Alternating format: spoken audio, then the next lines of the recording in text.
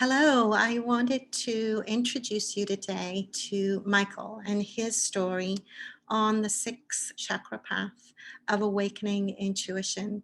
This story is very close to my heart because I'm also on this energetic journey to awakening intuition. When wounded and not balanced, it can be experienced as confusion, doubt, uncertainty, which is not a comfortable path to walk and disconnects you from your potential and your happiness and your health. So, I wanted to share Michael's story and also provide a couple of tools that can activate your intuitive journey and your reconnection to awaken your intuitive capacity. So I invite you to start with the quiz that will help you identify which energetic path you're on so then you can identify the correct energetic remedy for you. And also stay to the end of this video because there's a meditation that can initiate you and activate this energy center that gives you access into your super consciousness, which is where all healing begins. Even though it's only a short meditation for 15 minutes, it's extremely potent and powerful.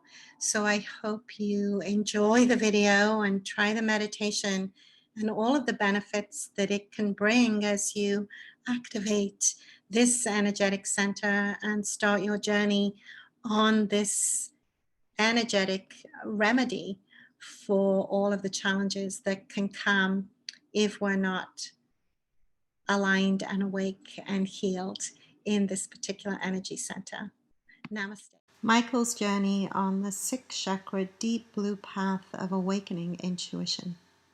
Michael is an attractive, fun, creative, intelligent, articulate entrepreneur who came to me with an interesting issue. He was disturbed because his relationship of 18 months with a woman that he was in love with had ended badly, and he could not understand why such a great relationship had such a negative ending.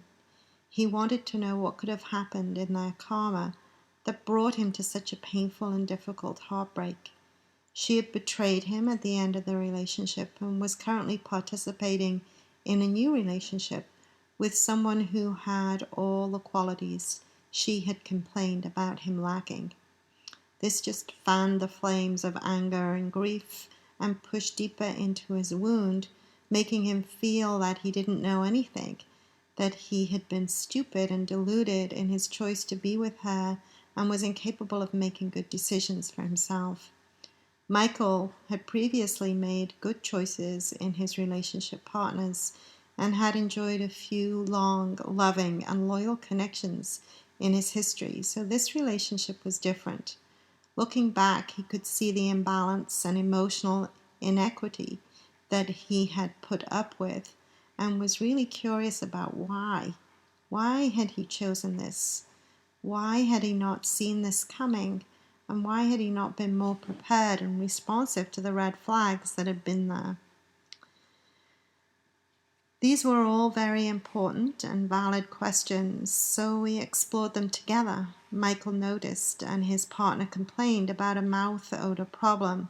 For him, it showed up as a bad taste in his mouth. For her, it showed up as bad breath that was consistently a complaint that she had, and it actually repulsed her.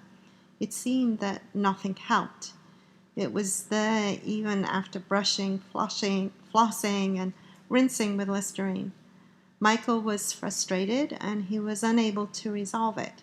This situation seemed to make the problem worse, but it did not create it. It simply revealed it. Michael had a keen intuition, and when he met Rosa, he felt certain that he was supposed to be with her, and that certainty carried them through the initial resistances that she had constructed to keep him at arm's length. Whenever she suggested that they should be friends, he knew that that was not consistent with the feelings he had for her, and he felt the same attraction and chemistry from her. She was highly involved in a small religious group, which Michael was curious about, and they launched into a fun, magical connection that for him contained all of the elements that he'd been longing for in a relationship. They became very close and had a very deep, lively, loving intimacy that opened his heart further to fully loving, embracing, and accepting her.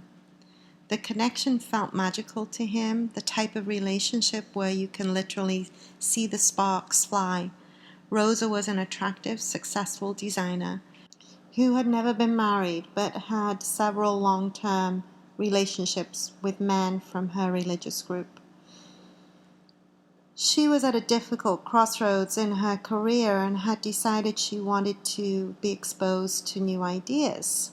Shortly after she set that intention, she met Michael, who was both very attractive and very scary to her, as his spiritual depth and experience contained new and different ideas that threatened her status quo. She was functioning within an unresolved second chakra wounding, and therefore limited to the traps and projections that are inevitable and predictable from that. She ascribed herself the role of the one that was desired and the one that was resistant and rejecting, even though in reality her attraction to him was as great as his attraction to her. This propelled her to be rejecting and resistant to the vulnerability that love and intimacy invites, pushing her into the safer role of being the one that is desired. This unconsciously caused distance and resistance to the free-flowing love energy that creates connection. She did this to actually give herself permission to play out the love and attraction and inevitability, the karma that was there between them, without actually having to become vulnerable to him and commit to him. Her greatest fear is of abandonment, aloneness, betrayal, and rejection. And a sure way to protect herself from the devastation of those experiences was to reject him first. At the same time, she wanted the opportunity to connect with those same energies in a manageable way, thus inflicting that experience on her partner, causing him to experience the very thing she herself was unwilling or incapable of integrating, causing Michael to have a consistent low-grade experience of loss or abandonment, which confused him to the point of re-stimulation of his sixth chakra wounding of not knowing. This happens often and contributes to a secondary third chakra wounding of self-loathing.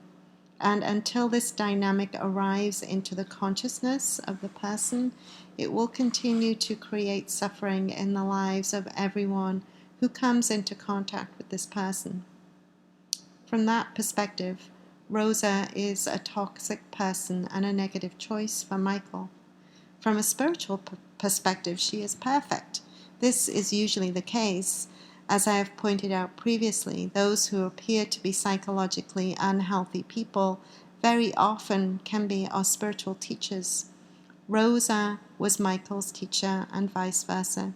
Each of them brought the perfect ingredients to the table to support the other in healing and rebalancing the wounds that they exposed for the other. It is quite common that a second chakra person would connect with a sixth chakra person, and there is a connection between these two chakras.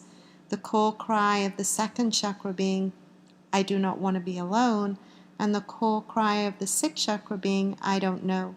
Basically, an injury to and disconnection from your innate wisdom, your sense of knowing, can resemble the same low vibrational frequency of fear inspired from loss or abandonment of love of a romantic partner or family member. It is a similar experience of being alone without support or guidance, a terrifying experience of disconnection. Second chakra indicating a loss of others. Sixth chakra is loss of self. This draws people with these injuries together. Rosa had some interest in the Nazis.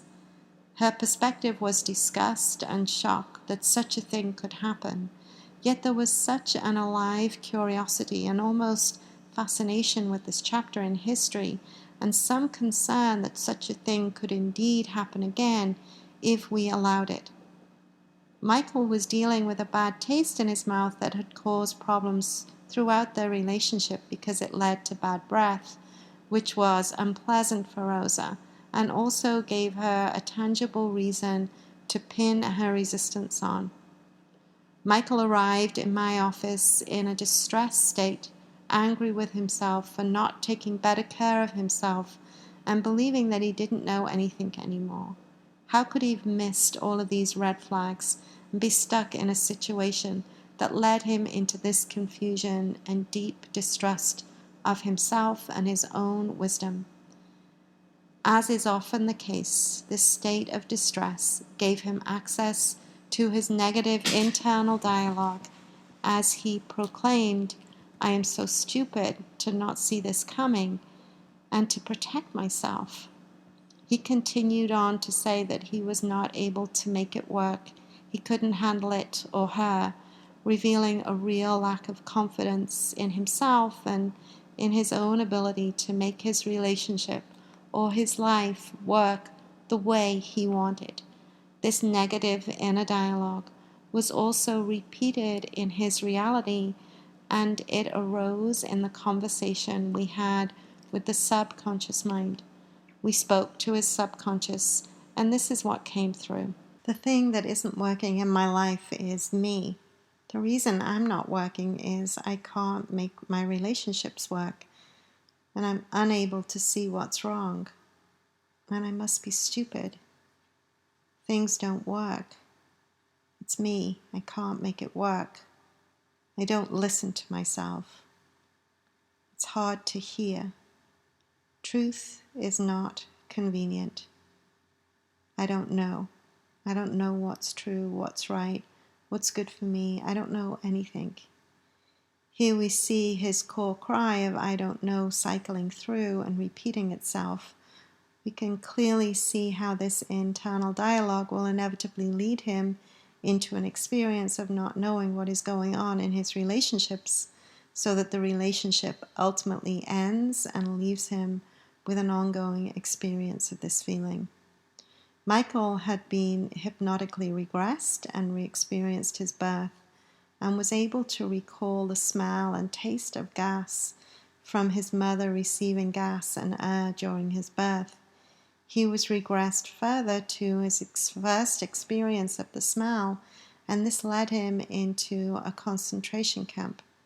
He did not recognize or recall Rosa being his persecutor then, but they both had a vague sense of familiarity, and karmically it would make sense that you would arrive at a romantic relationship with your persecutor. This, of course, creates the container for many varied and intense emotions to be called forth in their relationship that may be difficult to understand or make sense without that knowledge. Even with this knowledge, it can remain elusive to know how to begin to heal this wounding, and can often leave one wondering how on earth to start the process of healing and rebalancing these wounds. Michael consistently bumped up against this problem and was restimulated in his sixth chakra wounding of not knowing how to solve the energies within the dynamics of their relationship, and became stuck inside the internal dialogue of "I don't know how to fix this. I don't know how to make this work. I don't know what to do." He knew that he loved her and he wanted it to work, but he didn't know how to make it happen. A typical sixth chakra issue. Michael really wanted to jump into his transformation process, so he started with the detox course. Previously, we had worked with the sixth chakra MP3 and yoga practice for a month, by the end of which time Michael felt he had a strong understanding of what had happened in his relationship with Rosa and why he went through the experience. It had ultimately brought him into a deeper relationship with his own wisdom and helped him navigate back to himself. He arrived into the decision that Rosa was not a good choice for him, and that he did not have an interest in being with someone who was resistant to him. He knew that he wanted a partner who could truly love and appreciate him for who he was, and was currently in the process of creating a vision board to help him manifest a relationship that he now knew was possible and had clarity and certainty that he wanted. He was finally in right relationship with his sixth chakra and able to know himself fully and know about his ability to manifest what he knew he wanted. As time progressed, Michael healed from the loss of his relationship with Rosa. He began to recall dreams and insights that he had during his relationship that he barely remembered and simply dismissed during his time with her. Throughout his relationship, he had a recurring dream of being betrayed by Rosa in various ways, most consistently through infidelity. The consistent theme being when confronted, her denial and lies confused Michael into not trusting himself, disconnecting him further from the voices of his intuition. He also concluded that the bad taste in his mouth was his intuition's way of communicating his truth about his feelings about Rosa's lack of integrity and low moral choices. He found her distasteful. Very shortly after the breakup, the taste disappeared, and so did his bad breath.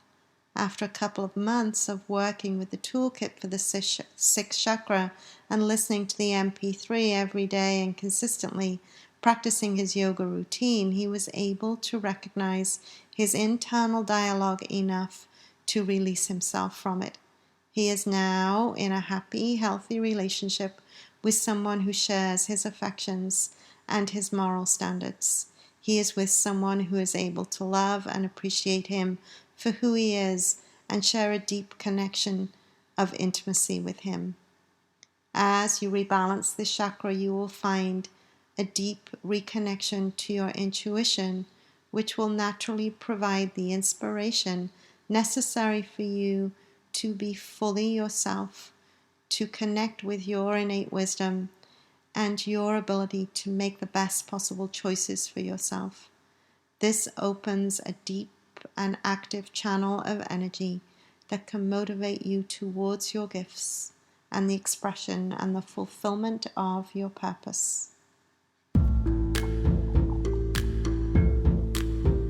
Let's begin with slow, gentle breaths through the nose and soft, easy exhales out of the mouth. Inhaling and reclaiming your energy from any place where it may have been distracted throughout the day, throughout the week. Inhaling through the crown of the head, descending through the central channel of the body, and arriving in the home of the belly. Placing your hands on either side of the navel. Exhaling and releasing anything that isn't yours. Anyone else's energy you release on the flow of the outward breath. Inhaling and reclaiming. Exhaling and releasing. Noticing the breath without changing the breath right now.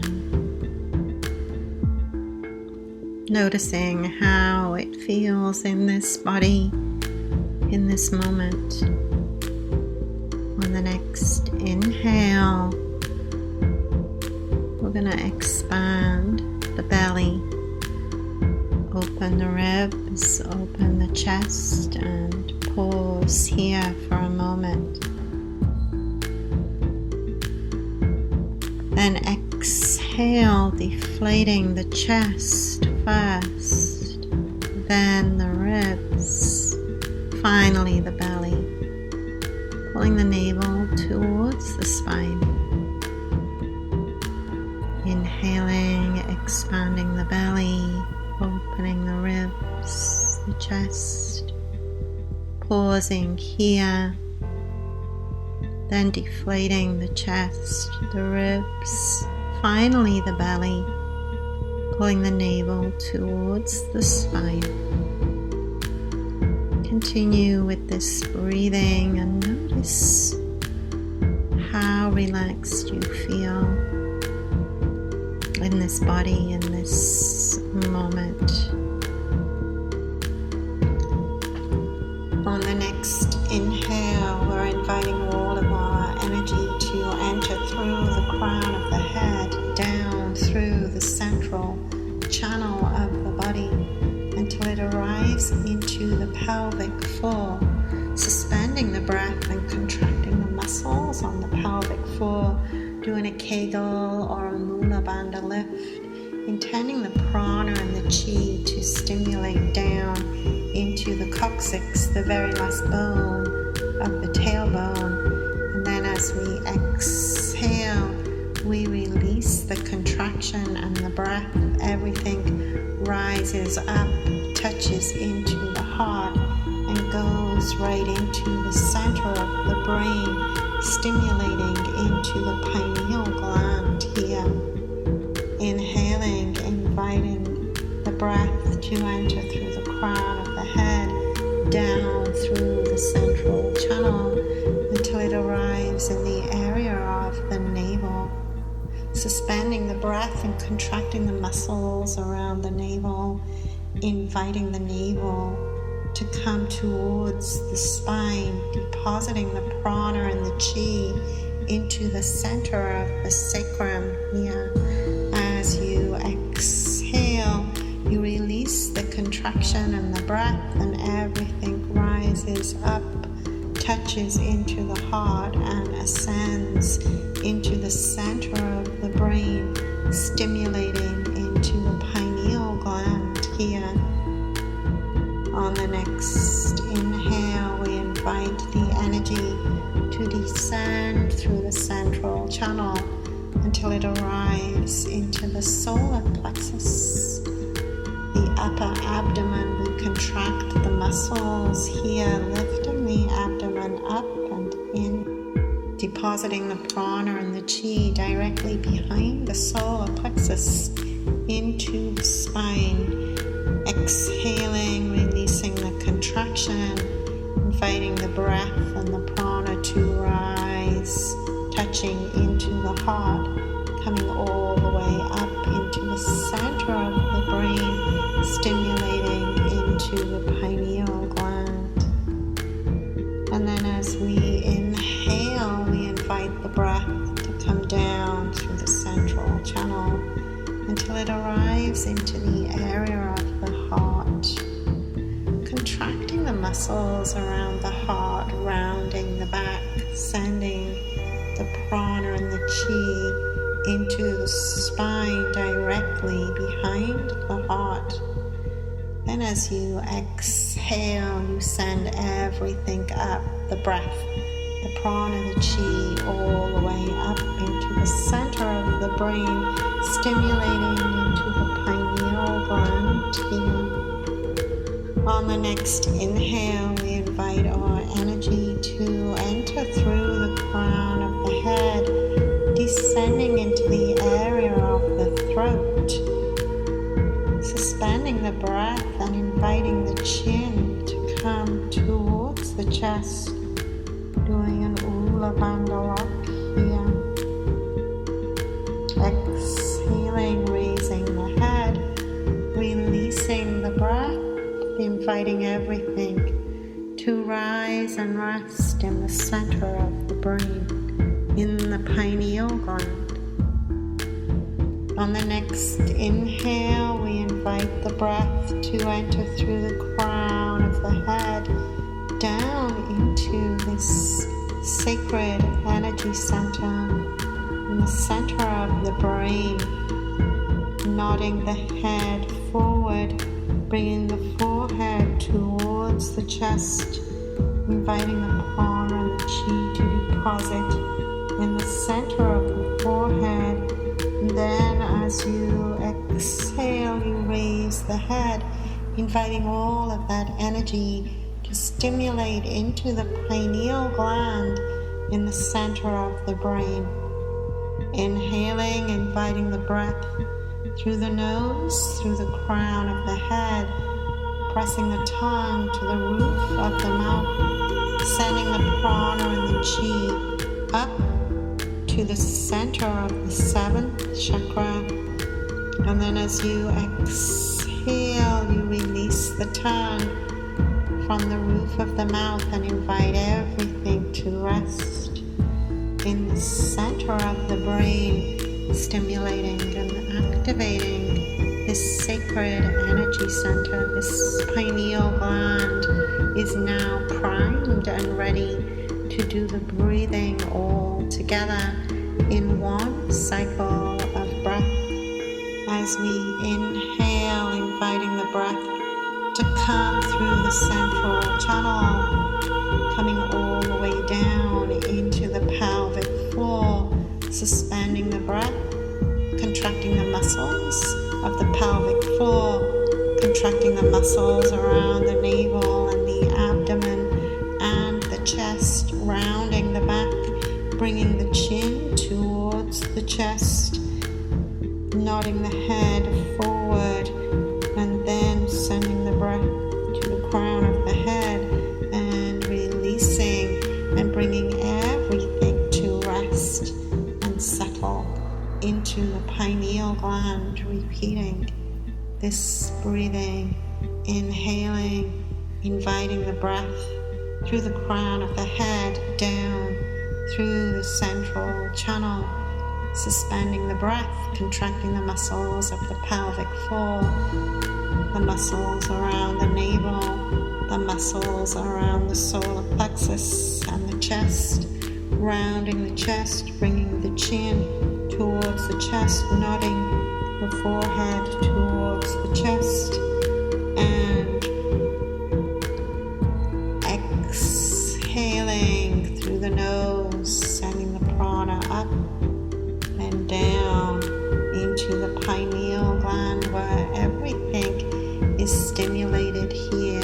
Inhaling, inviting the breath to come through the crown of the head, descend through the central channel until it arrives at the pelvic floor, contracting the muscles of the pelvic floor, the abdomen, the solar plexus, the chest, rounding the chest, bringing the chin towards the chest, and nodding the forehead down, stimulating into the crown with the tongue, and then raising the head and exhaling and letting everything go. And notice how it feels in this body in this moment, checking in with yourself to see, do you want to do more of these breathing cycles, doing up to 10 cycles of breath, repeating as needed,